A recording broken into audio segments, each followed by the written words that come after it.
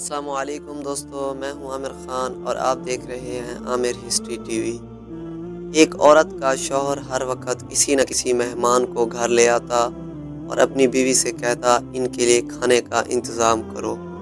रोज़ाना वो मेहमान के खाने तैयार करती।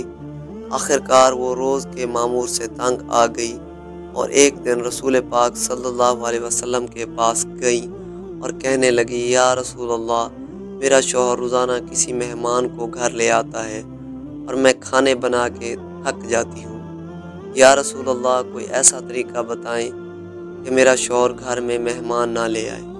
इस वक्त नबी पाक सल्लल्लाहु अलैहि वसल्लम खामोश रहे और वो औरत नबी पाक सल्लल्लाहु अलैहि वसल्लम की खामोशी देखकर घर वापस आ गई।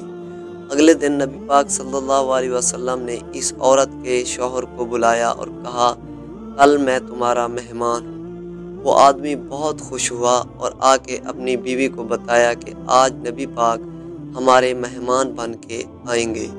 इसकी बीवी बहुत खुश हुई और जल्दी से अच्छे अच्छे खाने बनाने लगी। जब नबी पाक सल्लल्लाहु अलैहि वसल्लम ने इस औरत के घर आए तो नबी पाक सल्लल्लाहु अलैहि वसल्लम ने इसके शौहर से कहा, जब मैं खाना खा के वापस जाने लगूं तो अपनी बीवी से कहना मेरे घर से निकलने तक पीछे देखती रहे। इसकी बीवी ने ऐसा ही किया।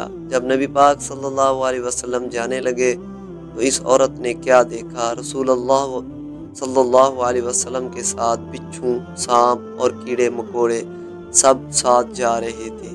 वो ये मंजर देखकर बेहोश हो गई।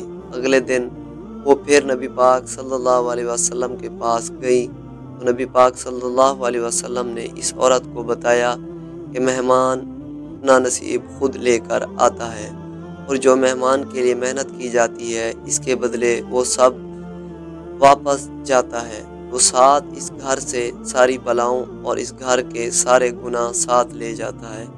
इस पोस्ट का मकसद जो मेरी बहनें मेहमानों से परेशान होती हैं क्योंकि मेहमान अपना नसीब खुद साथ लेकर आते हैं।